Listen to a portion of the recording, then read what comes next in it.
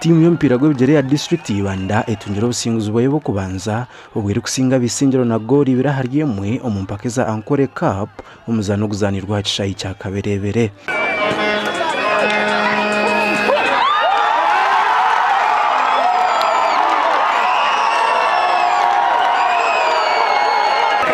Ibanda twashemererwa omupira ntazana babiri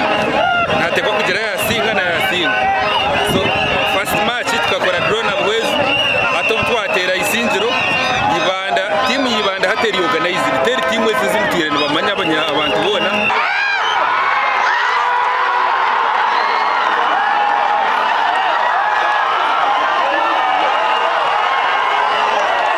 abazana Mavino Shaba hamwe na Iga Madini bo batebere goro Ibanda rero enoka tumwisi jakatebera isingiro. Ahandi timu ya Bushenyi district tungira obusinguzi bwa kabiri bwa nyuma yo kusinga Mbara district na gore mwe harubusha kandi omuzana Saira arugumaho nuwatebere gore gebere ya penalty.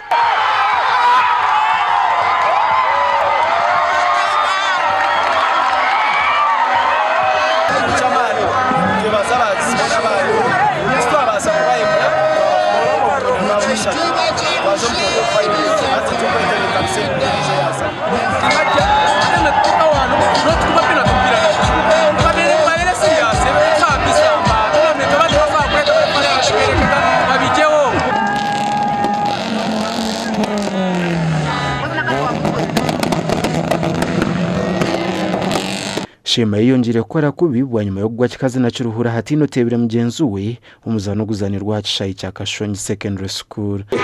Ompira sobora kubera ngo bakujeho rero ekuja bagukonye mu mutorera bado bakujeho ekuja kusangana mani nakuvamo bagukora no kujya kusenga Shamil captain Shamil nakuvamo Nelman nabareta Nelman nagunyika usuga nagukobago bakompira nabaguteke bero nakutwara umushogo kusima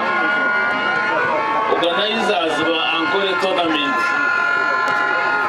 ahabo kuba izindi district ziri mu Ankole kandi zikongera ko shoroze omuzano gompira Gashakweri Yasirutu gusa na Abraham Muganzi.